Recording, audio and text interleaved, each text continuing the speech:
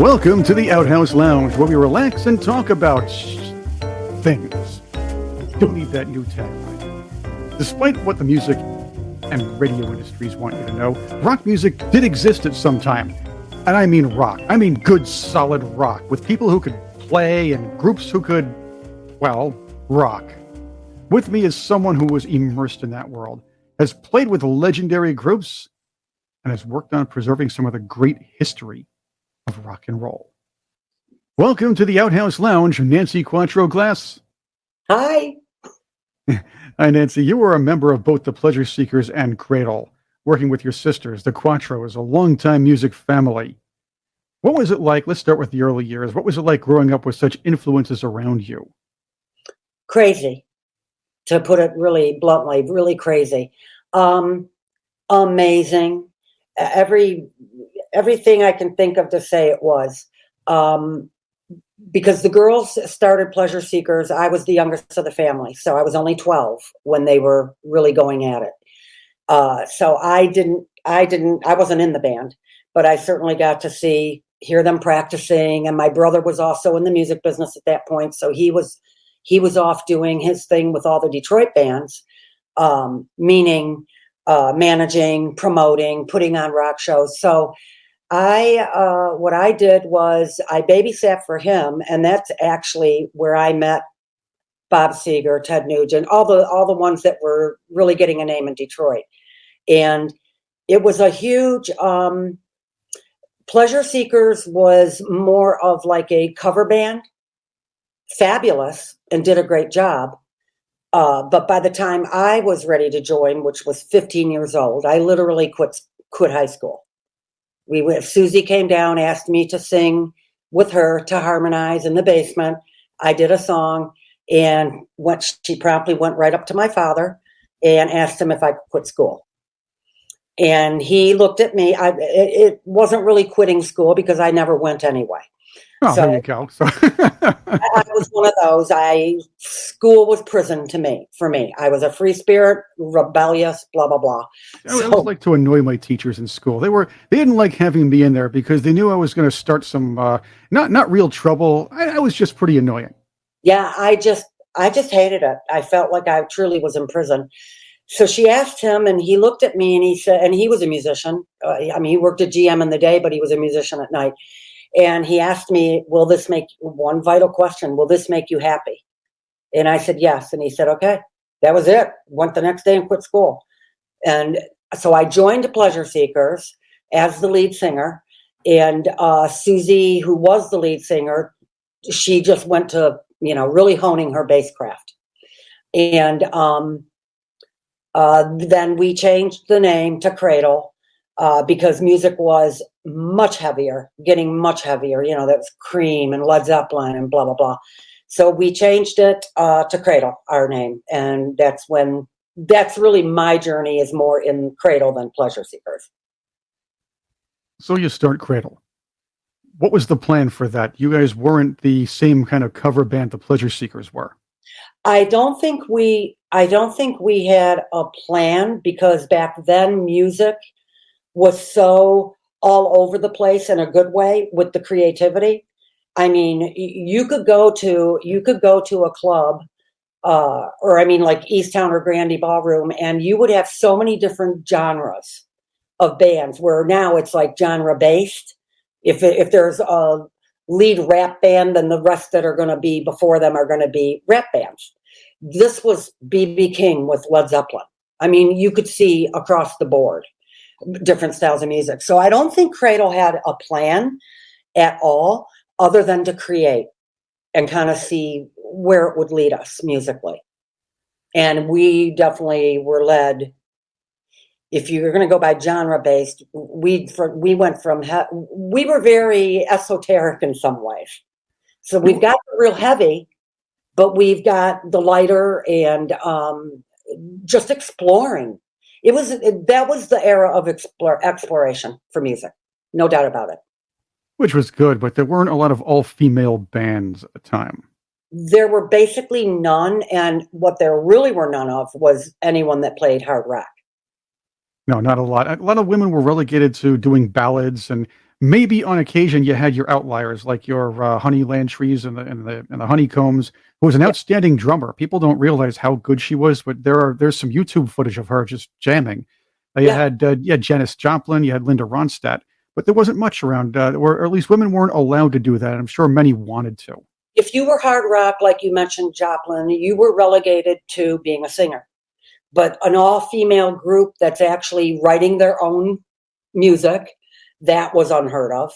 And on top of that, playing their instruments in a hard rock form. That just, I really don't know of any that were as hard rock as we were. I mean, it's what you would call it now. I didn't have a title for it back then, what we were genre-wise, but hard rock is absolutely what we would have been considered now.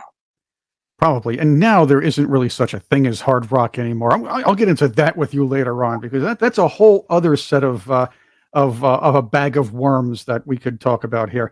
Yeah. Let's keep with what you were doing with Cradle and talk about how you and your sisters put together some great music. I want to put some of this into perspective. First off, you all played your own instruments. You played a plethora of them. Mm-hmm. I did. Yeah, let's hear a list. Okay, so I played bass, piano, cello, violin, all in the band, because we had songs that it fit. Timbales, I did a little of everything, to tell you the truth. As it should be, Nancy. You have to play a lot of instruments if you want to put a great band together. You grew up in a very musical family, so it would turn out that way anyway. You have your musical parents, your musical siblings. A lot of people know Susie and your other sisters, but you had a brother, Mike, who was also very musical. Very. Actually, one of my earliest memories, our house was filled with music. I grew up in a very music-filled house. But one of my earliest memories is my brother got picked to go to Hollywood and be on what was then an incredibly popular show, The Lawrence Welk Show. And he got picked to play piano in the junior band. So he was on national TV, and I was 5 years old, and we had the black and white TV, and we were all in the den, and my dad said, okay, everyone, don't talk, because it was about to start. I didn't know what we were talking, what they were even telling me to shut up for, but all of a sudden my brother comes on the TV, and I actually I said, what's Mickey doing in that box? How did he get in there?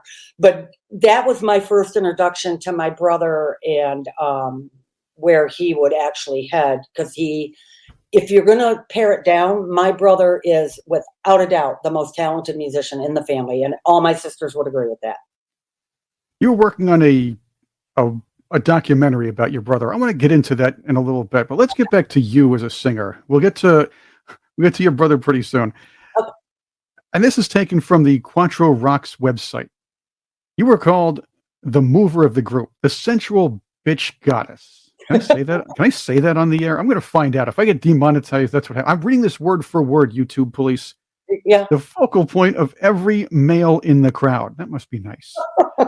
When she's singing, the microphone's grasped firmly in both hands, lips almost kissing it, feet wide apart, head flung back triumphantly in opera fashion. This is really dramatic. I like this. Long brown hair flowing down her shoulders. Body, wow. I need a shot. I need a little cold water. Let me finish the quote here. Now, there we go. Nancy Quatro Glass is with me on the Outhouse Lounge. Let's continue the quote. Body never remaining stationary for a minute. That I like, because you really can't just stand there and sing. That's not fun. Even during the instrumental break, she's moving, prancing cat-like back and forth, arms floating rhythmically from her sides, pelvis pulsating with every beat, moving with the grace and beauty of a wild beast stalking its prey. Wow. That's a rave review from 1971. Yeah, that guy was, he actually rode in with us to some of our gigs, and I wonder whatever happened to him, actually. But he was definitely into me. I was going to say, is he trying to get a date with you or something? Yeah, he was kind of interested. I mean, I never ever lived down the sensual bitch goddess, and I always used to laugh and say, well, you got the bitch part right. I don't know about the sensual, but he was... He was really in love, I must say, because that followed me everywhere. I guess he was hoping to be the prey you were stalking. Yes, I guess so. You also got the compliment a female Robert Plant. Mm-hmm. That's a distinct voice, Mm-hmm. but do you see that? Yes, I see why that was said. I got compared to Hart too. What's her name? Nancy Wilson. There you go. I got compared to her because people are always going to compare no matter what. You're trying to get a context of what someone sounds like if they haven't heard you before. So Robert Plant, yeah, definitely one of them that I do see it. I had I don't have it anymore, but I had a very high range. I could go real high. And I was operatic trained. My mom put me in opera when I was 10 years old for 2 years, and I did excel at it. And I think because of that, I think that's why my range was ridiculously wide. And breath control. I could hold a note so long that I don't even know how I did it. I couldn't do it now, but so the opera helped me. It helped me hone my skill. Interestingly, there were quite a few opera-trained singers. Pat Benatar comes to mind. That does help. It's good to have a lot of people say, well, rockers can rock. They don't realize there's a lot of talent that goes into singing, especially in an era in the 60s and 70s were that era where rock was advanced musically. Yes. Yeah. No, I agree. I think people don't realize how much work it actually takes to sing and how much skill you really do have to have. And breath control is probably the biggest part of it. And where you sing from, because if you sing from your throat, you're not going to last.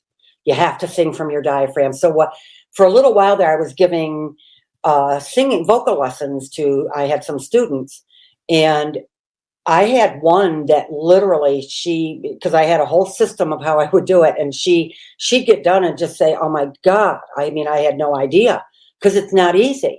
And in my opera training classes, there were a couple times I actually fainted with my teacher. I fainted. Yeah. You don't learn any other way. You have to push yourself to the limit. Can you do the Kill the Wabbit song? That's my favorite opera song.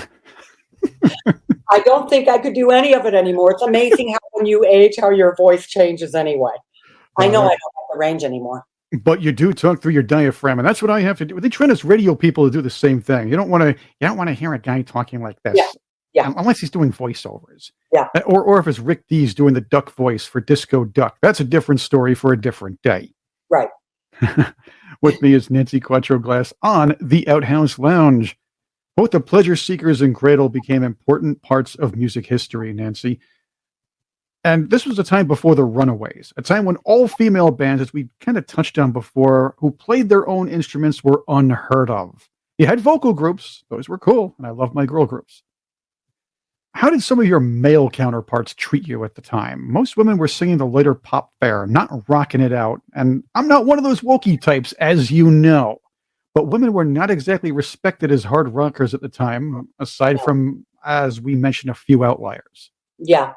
What's funny to me now is when I look back, I personally didn't feel the whole girls aren't doing this, girls don't do this. I didn't feel any of that because my parents, my dad especially, never raised us to think that there was anything we couldn't do, ever. So it was never even in my mindset, that girls don't do this. It didn't come to my mind until guys started commenting on the fact that we were girls. Like we would hear, you guys are really good for girls. You guys are good for girls. And then you want to just punch someone out. You like, good for girls. Okay. It's so condescending. But that we heard, I'd say every gig we played, we would hear that. You guys are good for girls. And since I have to be careful what I say, I could tell you what my sister Patty said, that Leslie West from Mountain, the guitar player from Mountain, he was right there. He was a big fan of ours. Yes. And he was right there when this was said in Patty's reply, and he never forgot it. He used, even when he was being interviewed on Howard Stern, he brought it up because it was such a good line, but it's the DICK word. Oh, okay. That would be a tough one. We'll have to use a euphemism for that. How about member, as Buddy Hackett used to say? I'll just say blank. The guy said, "You guys are really good for girls," and she said, "Suck my blank." Oh, there you go. Of course, And you might get he into trouble for saying that today, especially if you're a female, because then there'll be like somebody saying, "Oh, wait a minute, you hurt my feelings," or some kind of yeah, alphabet thing or whatever. Oh, that's another thing we can get into for a different time. But you have to come back at these people for saying, "Well, you're pretty good at driving for a girl. You're pretty good at playing guitar for a girl." I mean, it's like, well, I get that there was no reference really, other than comparing to a male. I get that. So I try to keep things in balance, and I did even then. But I remember it was like a wake up call. Like, wait, we're good for girls. I didn't know there was an issue about it, but there was. And even record labels. I mean, if you even if we got some look-sees from record labels, they want you in a short skirt. And we went through a period of time where we were wearing blue jeans and t-shirts, like trying to not show that we're girls so much. Then we said, forget that. And we started dressing exactly how we want to dress, whatever that is. So we forgot the jeans and t-shirts unless you actually wanted to wear it, because we found ourselves starting to cater a little bit to, well, we want to play down that we're girls. And I'm rebellious. So I'm thinking, I'm not playing that down. I am a girl. I happen to play music, but I don't know. It just never affected me, but you were aware of it when it came to label time with, a possible interest from labels, how they wanted to change you, how they wanted you to look. But labels do that to guys too. They do. And the way they package men and women today, Right. it's really disgusting in a lot of ways.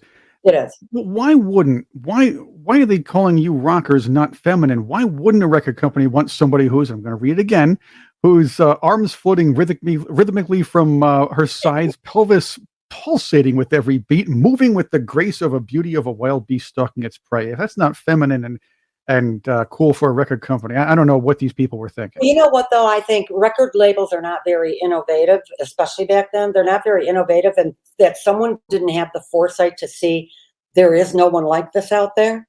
This would be the first female, capitalize on it, but they didn't. That's what I would have done, because I consider myself a talent finder. I would have locked into that, hey, this is like fresh and new. There aren't girl rockers. Let's go for this. And you were out of a scene, the Detroit music scene, which was innovative in and of itself. There was several new genres coming out of there. Most famously, obviously, the Detroit rock and the Motown, which kind of split off from there. Yeah. So why not? Why not get something innovative like an all-female rock band that actually rocked? Yeah, and didn't look bad. We weren't unattractive. You know what I mean? So if you're going to go that shallow way, I mean, it was a whole package to me. Exactly. But you're always fighting the men in suits. So right. They're again, a lot of these guys are afraid of being fired. So convention is the way to go. It's not easy. Or maybe taking something a little different and pulling it back to convention. That's what they do. Yeah. Unfortunately, a lot of regular people miss out on a lot of great talent that way. I agree. Nancy, quick question. In the Detroit music scene, I know we talked about how the guys treated you, but how do the audiences treat you as an all-female band out of Detroit? I think, first of all, what you really have to understand in that era is everybody was stoned out of their minds. Not us, but I mean... Oh, of course, yeah. I mean, I could get high walking into the venue, honest to God. It was just, drugs were a big deal. And the audiences were definitely receptive. They were receptive, mostly the men, but I think the men were receptive and yelling things like, hey, show us your boobs. Uh-huh. We had to win them over. Bottom line, we had to win them over because we were girls. We talked about your brother a little while ago. You sang for his band. He had a booking agency at the time as well. He had the booking agency first. He has quite an interesting life, but the booking agency was incredibly successful. He put on lots of pop festivals. He was the first one to bring Jimi Hendrix to that side of the country. He was kind of considered the Billy Graham of the East, you know. But he put on so many pop festivals, and that's where I really got an introduction to the bigger bands, you know, because obviously I went to every one of the shows, all his shows. But my brother's, he was a powerful influence on the Detroit music scene, really powerful. And some of the bands actually still write to me, and they'll tell me things like, you know, he's the only one who actually paid us. And that's important. A Yeah, lot of bands are ripped off at the time. We heard about a lot of things that happened to the Motown bands. I did talk to one of the people from the Delphonics, one of the gentlemen from the Delphonics who started his own record company maybe 5 to 10 years back for the sole purpose of treating artists fairly. yeah, They've been through all this stuff, so it's good to have guys like your brother in in the yeah. industry. You were working on a documentary about him, and it sounds like it's an important piece of video that we all should be seeing. Yeah, it's real important to me. It was what I would call one of my biggest passions, and I have not finished it and haven't even come close to finishing it. I had investors. The real story is it's my, I own it, so it's mine. And when it's about my family, if it's something that's about my family, which is near and dear to my heart, even if it's got some ugly stuff in it, you know, not pleasant things in it, it's the truth. So I wanted it only put out there as the true story. And my brother was completely compliant with doing this. And he knew that it was going to get real raw, gritty, and dirty, because his life is real raw, gritty, and dirty and wonderful all at the same time. So he had agreed, and I did have investors. We went to Detroit, and this was to be a documentary, nothing to do with Hollywood. Just I wanted to get it done and tell the truth. It was in some ways therapeutic for me as his sister, because I was the closest one to him. I was home the longest. I was a big part of his life. His life has so much, for lack of a better word, scandal. So many things that he was a part of that weren't good, and then so many that were good. But you couldn't write this story. That's all I'm telling you. You couldn't write this story, and it really happened. It's real life. So I went there and with the film crew, and I did the interviewing of my brother, and then we did all the location shots.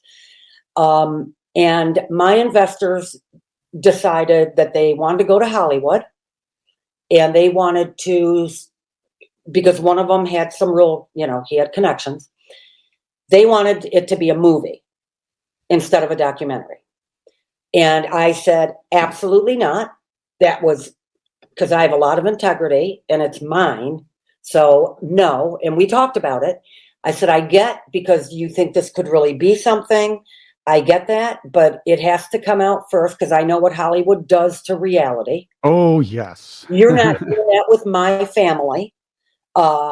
And they were close to getting a deal, came back and told me that. And I promptly said, I'm done. I'm done. You can't have it. It's mine. It's copyrighted. You know, I own it. And I was done with them, because to me, who I'm in bed with, they better have integrity. And they were seeing the dollar signs.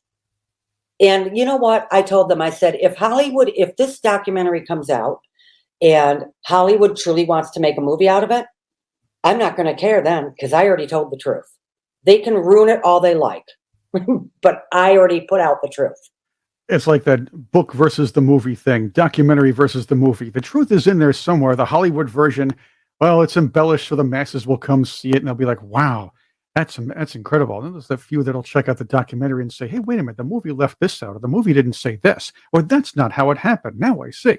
But at least you'll have that there. I really do understand what you're trying to do. And I know the temptation of making the big bucks is there, but we also know how awful Hollywood has been. Yep.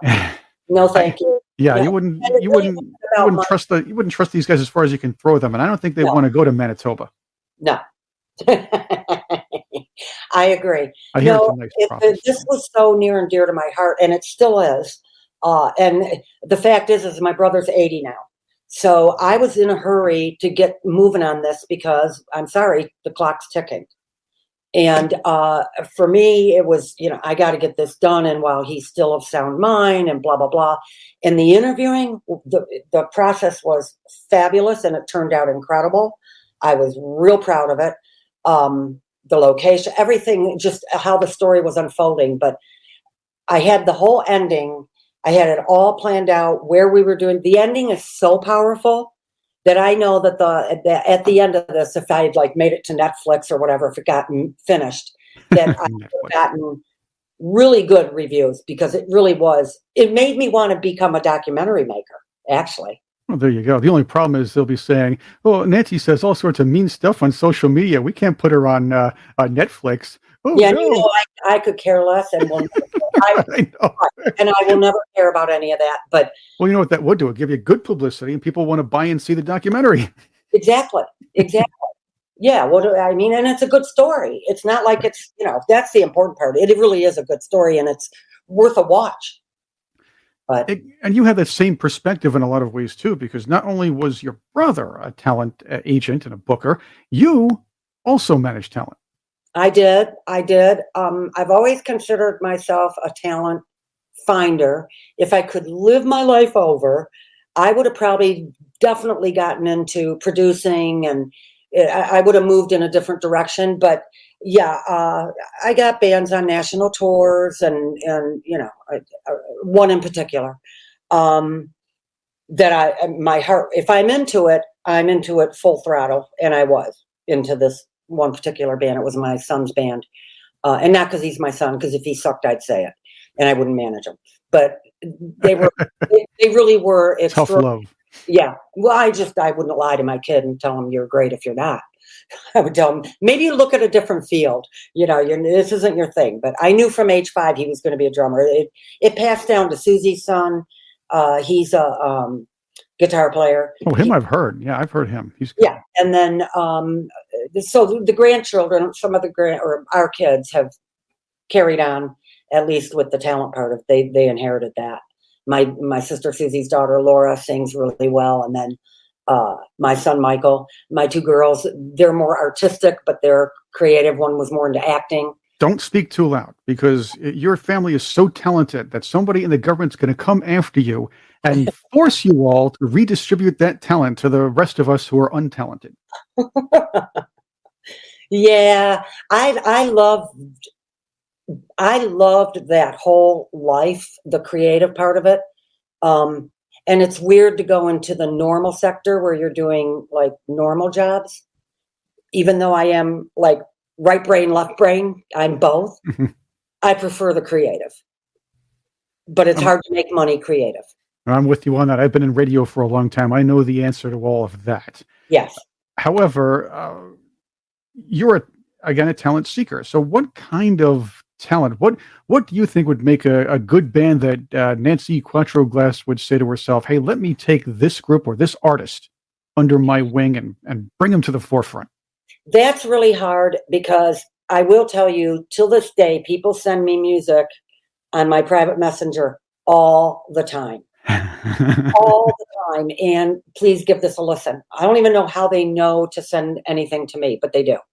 And within probably, I don't know, not even a full minute of a song, I'm either turning it off, or I'm just like, okay, no, thank you. No. Yeah, that's mine. I'm sorry. That was mine. I have greatly apologized for that crap that I sent you.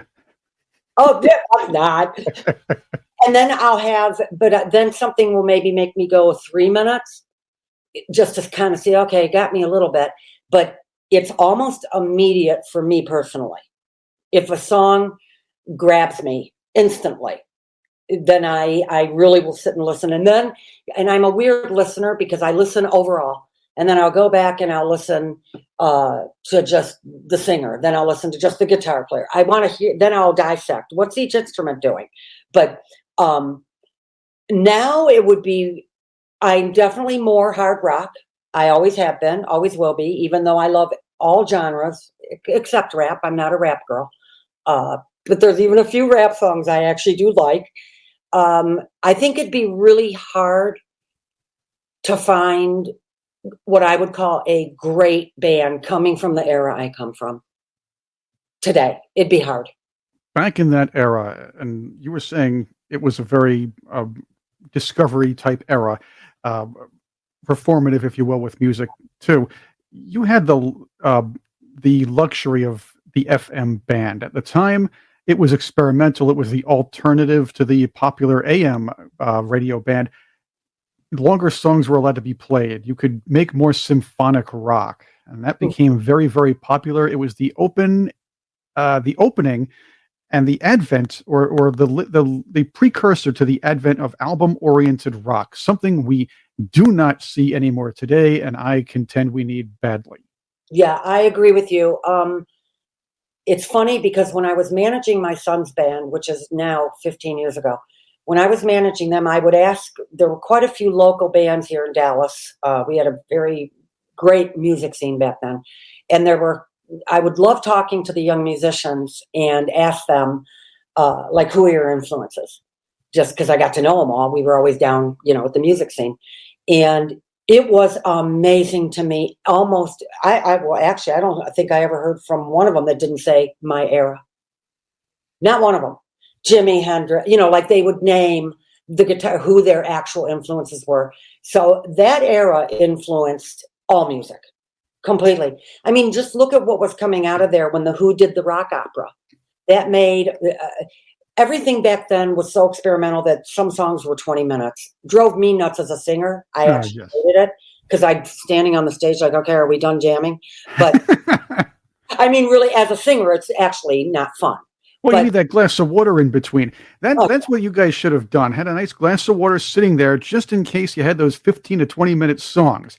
DJs, we play those. We call them bathroom songs. Yeah. This way, you play when we had records and CDs, you played them. You can get up and go to the bathroom and come back, and nobody would ever notice. I just gave away the secret, but I'm pretty sure we all figured that one out. Yeah, and we did write one. After Who did that, we wrote what's called Dream. It's on the Cradle CD. We wrote our version of a rock opera, and it was very creative.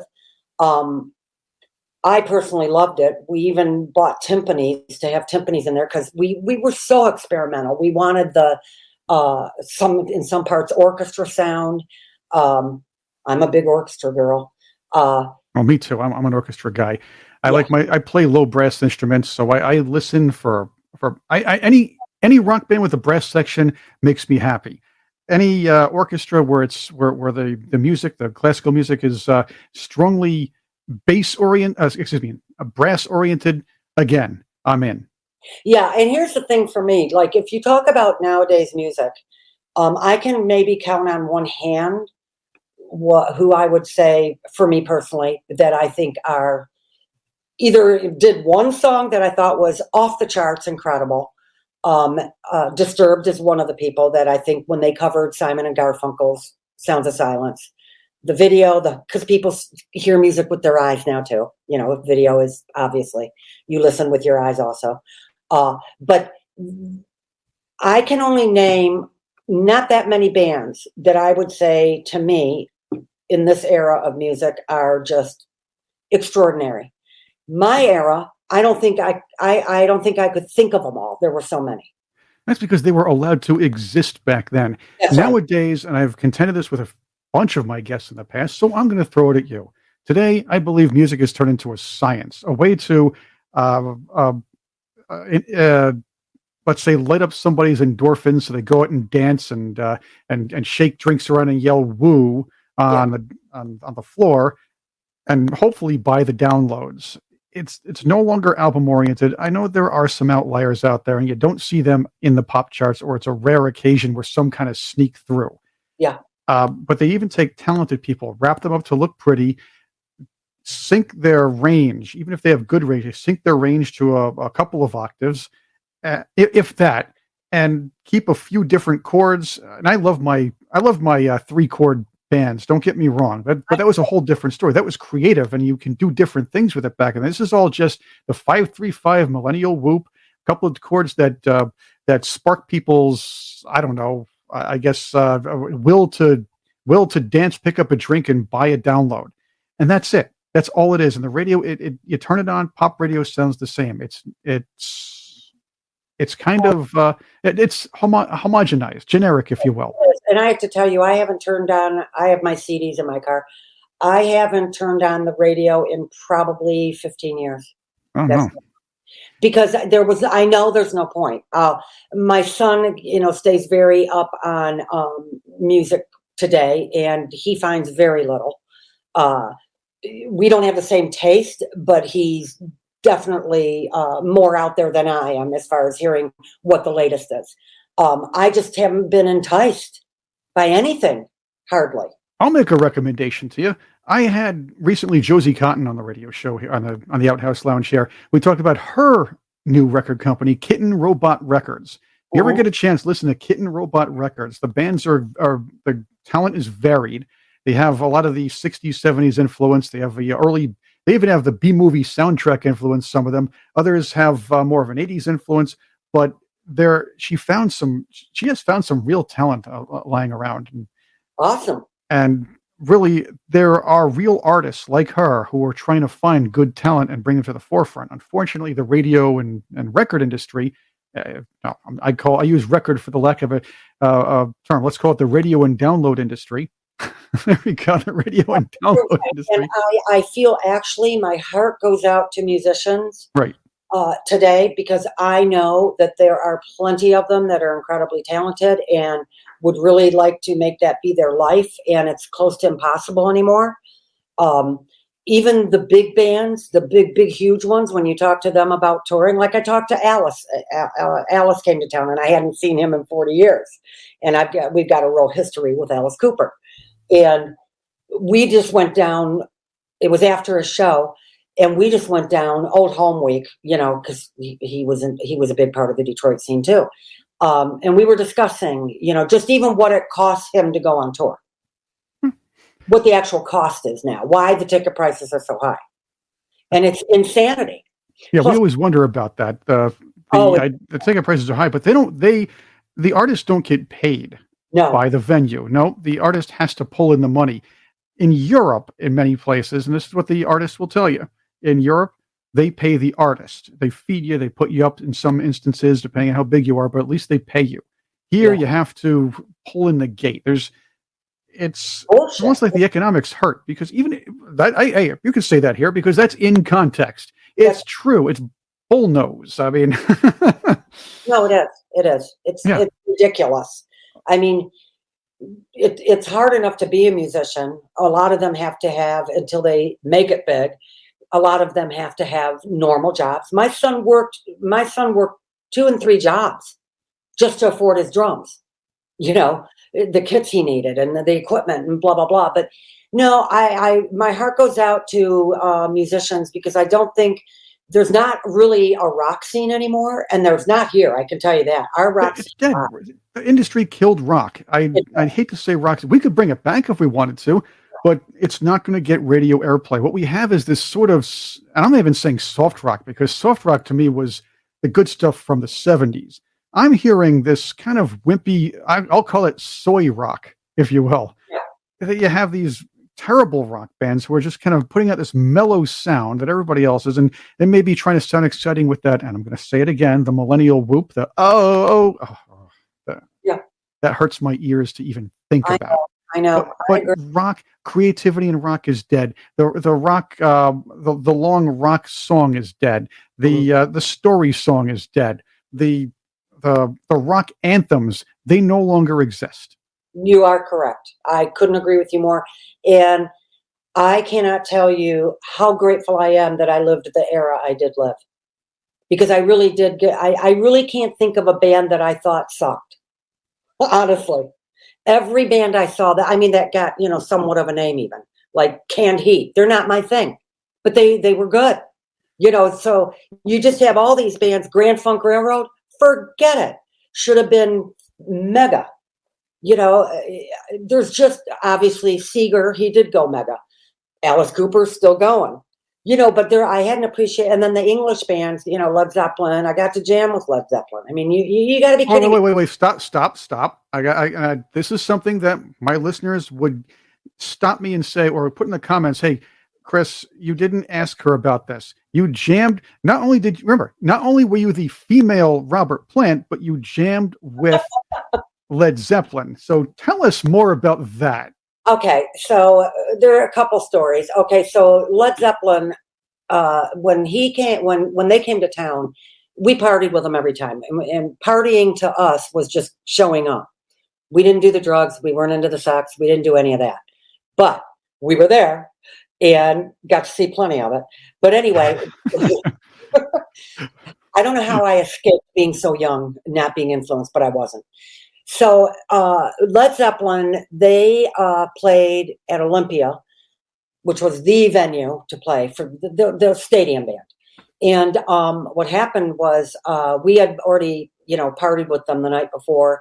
They VIP'd us, of course. So we went backstage, and Stairway to Heaven, this is such a great memory for me. Stairway to Heaven had just come out, and it was like huge. And we were backstage. I dated Robert Plant. Oh, that's another thing we should be talking about. So the female Robert Plant dated the real Robert Plant. Yeah. So Jimmy was backstage. Me and Patty, it was my sister Patty who plays guitar. We were backstage, and Jimmy started playing Stairway to Heaven. Offered Patty a guitar. She started jamming that with him. And then Robert started singing it. And then it's one of my favorite memories of all. I didn't realize what it really meant back then. It just didn't hit me. But now that I look back, I think how many people can say they sang with Robert Plant and Patty played to Stairway to Heaven backstage, just jamming it out. It was like, now it's just such an incredible memory to me. But yeah. Not many people can say that, even professional musicians like yourselves. And it's such an iconic song. I mean, every guitar player learns Stairway to Heaven. So the male Robert Plant wanted to meet the female Robert Plant, I suppose. I mean, we were all war dogs back then, so I'm sure he did it. I'm sure it's just anything with a crotch. You know what I mean? Oh, boy. And there's so many. Mountain was the first band. We opened for them at Easttown. Mississippi Queen had just been a hit. And while we were doing our, oh God, why is it slipping my mind? Before you start, what do you call it? Oh, the thing you do before you begin. That's what I call it. Sound check. We were doing that's it. Yeah, and they were there. They had arrived, and Leslie was standing at the side of the stage, and he was just listening. And we got off, and he was like, he didn't say you guys are good for girls. He said, you guys are going to knock the pants off these guy bands. So we were like, yay, what do you know? Someone who has actually some credibility because they're bigger complimented us. Well, it became a lifelong friendship, honestly. He really loved Cradle. He thought we were awesome. So when they'd come to town, we saw them every single time. In fact, I would go to New York City at 16 years old. I would fly there on my own just to clothes shop, get the newest clothes. And I would stay with Corky Lang, the drummer, at his Greenwich Village apartment. So they would come to our house. My mom would make spaghetti. And our house that's how our house was. It was like an incoming nonstop. I mean, I really need to write a book. It has to happen. I know. It's just finding the time. It's not that I'm not inspired. It's finding the time. But Leslie, I saw Leslie. Of course, he's passed away now. But I saw him, this was about 7 years ago. And I hadn't seen him since those days. And so he VIP'd me. I went, he was, like, yes, come. So we went, and we were talking about old memories. And he said, one of my favorite memories of all time. He said, I talked about this on the Howard Stern show. He said, I'll never forget it. There was a place where we lived in Grosse Pointe. There was a place called the War Memorial. And in front of the War Memorial, Grosse Pointe is very wealthy, so it's, really extravagant. In front of the War Memorial, there are, the shrubs that are made into a maze. Yes. He took them there after a show one night. They said, what can we do? Because it was late enough where nothing was open anymore. And I said, let's go play hide and go seek at the War Memorial.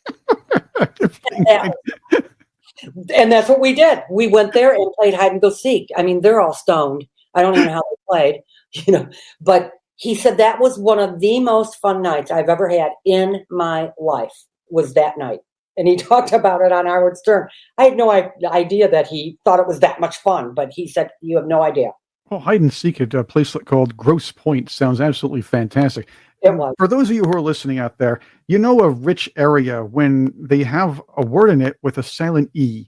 It's just a requirement for a very rich area. Yeah, I mean, I had a friend who had a house that was 22,000 square feet with an elevator and a ballroom. We didn't live like that, but I mean, we lived in Grosse Pointe. But it is very wealthy, no doubt. But it has its normal section. I don't know how our neighbors, I don't even know how they stood it, because our house was nonstop. We practiced in the garage. I mean, my mom would complain because the pots and pans were rattling out of the kitchen cupboard. Couldn't keep them in there. But bands came over and jammed. Jefferson Airplane, they came over. They were all on acid, and we were we were in the garage at like 3 a.m. My dad, of course, has to get up for work. My dad was famous for wearing black crew socks with his underwear were his trunks. The long trunks. And so he would have been great for the Outhouse Lounge here. That's the required attire unless you have a leisure suit. Yeah. So he would walk around like that. And we were in the garage, and I don't even know why, because my dad's Italian and he does have a temper when he gets mad. He didn't ever get mad, but when he did. So we're in there jamming. It's like 4 a.m. by then. And my dad, we woke my dad. He pulls that garage door open, and he's pissed. What the hell you doing out here? It's 4 a.m. And then he looks at the musicians, and all of a sudden his whole mood changes, and he says, "You guys know B flat blues?" Nice. And they're all like, "Oh yeah." He comes out in his underwear, socks, and the wife beater, and jams at the organ with them. Oh, no, that's great. That's a fantastic family story. It was awesome. I mean, it was music, so my dad was like, "Oh, I don't care what time of the morning is, I'm doing it." I'm pretty sure he had those times where he would be thinking, what would I go outside? Should I go outside and yell at these kids and go, "Stop that infernal racket right now"? Or should I just nurture their talent? Yeah, my dad was, both of my parents, they let you have free reign to live what would make you happy. And they were strong parents as far as, direction and opinion. I don't want to call them liberal because they weren't liberal, but they were. That's a different definition today than maybe back then. Exactly, because I was more liberal back then, and I wouldn't, but I had a lot of values. So it's a different liberal now. But Ted Nugent, he was my first boyfriend, that. And we had a car chase. It's something else I'll never forget. Born to be Wild by Steppenwolf. Oh, I remember that song, yes. Oh my God, I loved that song. Well, wait. We had a car chase. That's where we're going here. We had, I snuck out of the house Ted picked me up in his limousine. And I snuck out my window, and my dad caught me. Oh no. And it became a car chase. My dad hops in his Cadillac, and Nugent's going about 100 miles an hour in a 35 mile an hour zone, trying to get away from my dad. And Born to Be Wild comes on, and he hikes up that song, and he's pounding the steering wheel. I'm just like, this is fun. My dad tried to ground me when I did finally get home. My dad, he didn't catch us. Did he try to catch you? Did he try to pull the 100 miles an hour on the road? Oh yeah, he stood right with us. And then when I did finally get home, he did try to ground me, but I had a gig the nenext week, so he couldn't. Oh, there we go. That's one of the best Ted Nugent stories I've ever heard. I talked to Ted because we text every now and then. But I talked to him. It had really been. I wanted him for my documentary. I wanted him to be one of the people I speak to. I had Roger Daltrey. I had so many people lined up that all said yes. Alice. And that's another reason I thought, this documentary, I mean, I've got notables in here, that are going to speak about Detroit and my brother. And when I called him, yes. I don't know how I even found his number, but I did. I had enough connections to get his private number. And I hadn't talked to him in 40 years. That's a long time. So the phone rings, and it's not the number I called him on, because I do screen all my phone calls. And my husband said, I said, I don't know, I feel like I should answer this one. And he said, yeah, go ahead, because I had just texted him, but it wasn't the same number. He calls me up, and the first thing he said is, Nancy Quattro, you skinny effing bitch. I said, bitch, yes, not skinny. That's changed. And then we went down Old Home Week, and he, of course, said yes on board for the documentary. But he actually, I said, do you remember the car chase with my dad? Because I was 15. That's a long time ago. And he's experienced a lot. I didn't think he'd remember, but he said, oh my God, that was fun. And he said, Born to Be Wild. He remembered every drop of it. So I was shocked. But you know what? It was a hectic time back then. It was a heavy political time. It was a great time of unrest, but it was the most powerful time. I'd go back in a heartbeat if I could. And you guys didn't get pulled over either. No, I just think I'm so glad I got to live that generation. I really am. I suppose a lot of young people would look at this two different ways. I mean, that looked like a lot of fun, or that's way too scary for me. I understand that. But you lived it, and I got to tell you, riding 100 some odd miles an hour on the road, you're with Ted Nugent. Your father's chasing you, and probably being Italian, he's probably unloading every curse word in the book, trying to catch up, going 100 might an hour. It must not have been fun coming home. No, he was waiting, of course. I don't want you hanging out with that Ted Nugent again. Yeah, he's still grounded, going with it was so funny because all my dad was exposed to was long-haired hippies. I mean, everyone that came to the house, the long-haired hippie. And I thought, you don't even care about that. Why do you? Because he had, my brother, when he brought Jimi Hendrix, that was my first rock concert. And that was the biggest single influence on me in my whole life for music. I didn't even know who he was. And he comes barreling out of that stage from behind the curtain into Purple Haze with the guitar. And from then on, I was like, what is this? A whole new world opened for me. But my dad had to pick him up from the airport, and he was high as a kite. And my dad bitched about it for a good week. Smoking pot in the limousine. My brother had like 3 limousines. So Hendrix was, and my dad, it was definitely not a drug family, and it definitely was not a alcohol family. So it was real, that part of it, but that was the rock and roll world. That just was. I mean, we were the only ones I knew that didn't do drugs. Yeah, that's understandable. A lot of these guys were influenced. They just said, the other guys are doing it, I'm going to do it. How did you stay out of that peer pressure anyway? I mean, you mentioned it a couple of times. Yeah. But how did you kind of rise above it, if you will?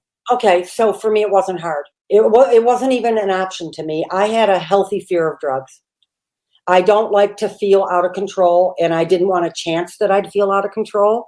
I saw a lot of damage. It actually turned me off to see what people became, or I was backstage, Cream was coming on, and they were waiting for Jack Bruce to walk out there, and I walked by his dressing room, and there's a needle hanging out of his arm. And I'm just like, what a waste.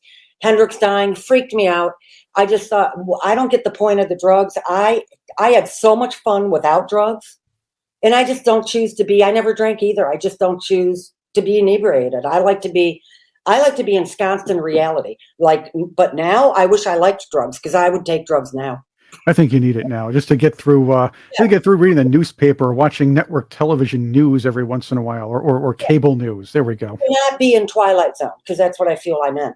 But yeah, it just was not an issue for me. I smoked pot.